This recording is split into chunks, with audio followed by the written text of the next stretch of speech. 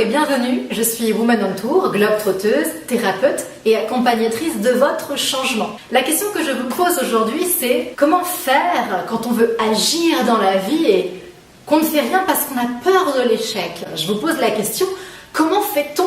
Peut-être dans la vie, vous avez envie d'aborder cette personne. Peut-être que vous avez envie de demander cette promotion, de faire cette nouvelle activité. Peut-être à un petit niveau, peut-être à un niveau plus grand, je ne sais pas. En tout cas, peu importe. Mais au moment de passer à l'action, voilà, il n'y a plus personne. Il y a cette peur qui revient et surtout, vous perdez de vue l'objectif et l'enthousiasme et vous vous dites, bon, à quoi bon? Et puis de toute façon, non, ça servira à rien, ça fonctionnera pas. Et du coup, statu quo, il se passe plus rien. Et pourtant, votre envie, votre rêve, il est encore là. Il est en sourdine et de temps en temps, il revient et vous êtes un peu frustré. J'ai 5 conseils à vous donner pour vous permettre de dépasser cette peur de l'échec et pourquoi pas aujourd'hui, maintenant, demain, vous lancer dans le projet de votre vie qui vous motive. Que ce soit à petite échelle ou à grande échelle, peu importe, car il n'y a pas de notion de dimension quand on se dépasse soi-même. Est-ce que vous êtes avec moi? Est-ce que vous avez envie? Alors, sans plus tarder, je vais vous partager 5 conseils. Tout d'abord, laissez-moi vous raconter mon histoire et comment moi, j'ai fait également à mon niveau pour dépasser cela. Car je suis comme vous, et même encore aujourd'hui, je travaille sur les peurs quand elles sont là. Alors j'avais un emploi que j'ai quitté. J'ai déposé une rupture conventionnelle et je suis partie faire un tour du monde en sac à dos. Et je peux vous dire que des pensées limitantes, j'en ai eu plein. Je me suis dit, mais c'est quoi cette idée tordue que tu as? Tu n'y arriveras pas. Toi qui mets tes talons de 12 tous les jours et tu vas aller faire le tour du monde, mais n'importe quoi. Et puis de toute façon, s'il se passe ça, tu te trouveras bien dans de beaux draps. J'avais plein de peurs, de limites, d'auto-jugement. Et pourtant, je l'ai fait ce tour du monde. 9 mois seul en sac à dos, en Asie, en Amérique du Sud, au Japon, aux États-Unis.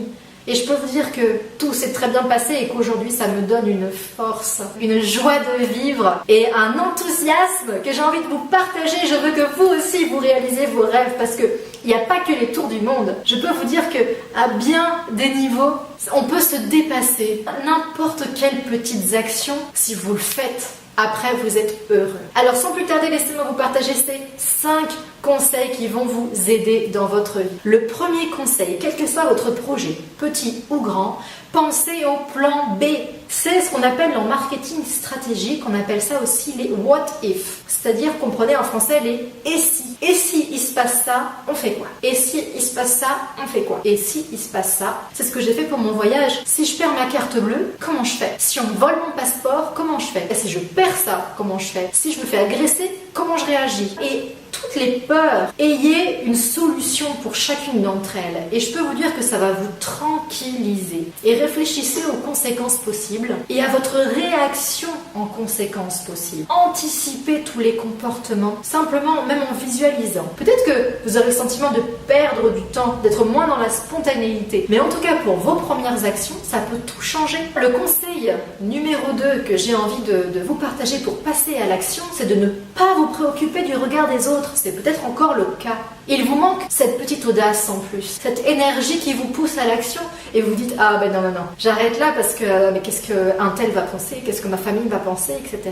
Mais ce qui est le plus important à considérer, c'est qu'on ne peut pas plaire à tout le monde. Et ça, soyez ok avec ça. Donc peut-être effectivement que dans tout votre entourage, j'exagère, mais dans tout votre entourage, il y a des gens qui n'ont pas du tout adhéré à ce que vous faites. Mais finalement, il y en aura d'autres, un peu plus lointaines, qui vont être touchées par ce que vous allez faire ou dire. Et c'est cette personne-là qu'il faut aller chercher. Est-ce que ça ne vous est pas déjà arrivé de voir que quelqu'un a du succès et de vous dire cette personne, elle a une renommée extraordinaire, elle a un public de 1 million de personnes, ou cette personne, elle a créé son entreprise lorsque son produit, j'adhère pas du tout, je suis pas consommatrice et pourtant ça fonctionne. Ça fonctionne. Ça ne vous est pas déjà arrivé d'avoir des exemples comme ça face à vous? Ça veut bien dire que dans l'action qu'on entreprend, il y aura des partisans et il y aura des personnes qui seront contre. Et ça, tout simplement, c'est important d'être au clair avec ça et de pas pour autant ne pas agir.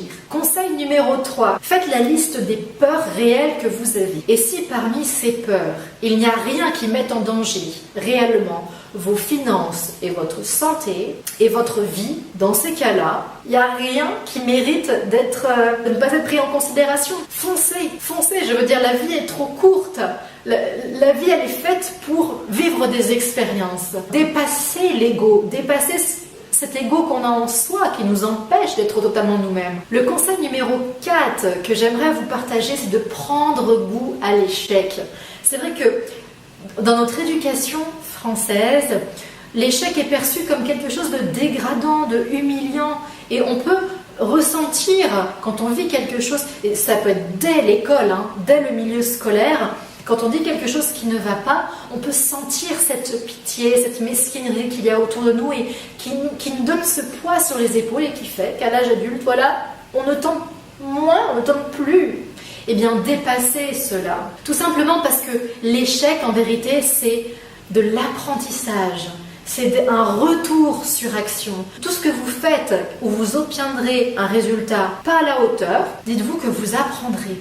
Vous apprendrez, vous avancerez et vous ferez mieux la fois suivante. Prenez goût à cela. Embrassez l'échec, embrassez les difficultés. Et puis foncez et dites-vous que vous apprendrez et vous serez quelqu'un de plus fort et plus intelligent. L'intelligence, c'est quoi?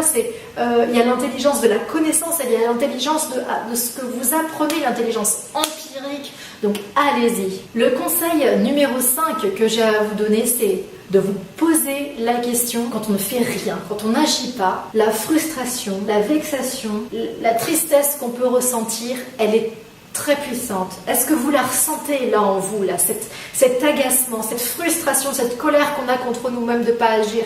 C'est mauvais et ça nous envahit partout. Et maintenant, réfléchissez à quelque chose que vous avez fait, que vous avez aimé, vous avez été fier de vous. Peut-être ce saut en parachute, ça vous a coûté en énergie et vous l'avez fait et vous êtes arrivé sur Terre en vous disant « Ouah, c'était trop bon !» Eh bien, cette énergie-là, faites-la revivre en vous et sentez à quel point elle est puissante.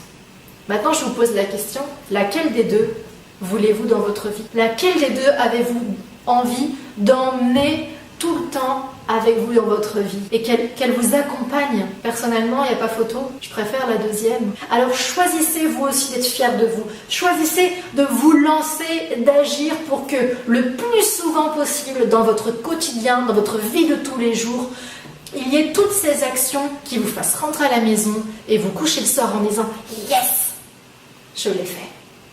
Voilà mes amis, j'espère que ces conseils, vous allez utiliser la logique CIA, compréhension, intégration et action. Je vous invite à appliquer ces conseils et à nous partager surtout en commentaire les résultats de son utilisation pour toute la communauté Women on Tour. Si vous aussi vous avez eu des audaces dans votre vie qui vous ont rempli de fierté, partagez-nous votre expérience. Pour ma part, je vous dis bravo de faire partie de ces personnes audacieuses qui ont le courage de faire ce voyage intérieur pour créer dans votre vie un succès cohérent. Je vous dis à très bientôt. Bye bye.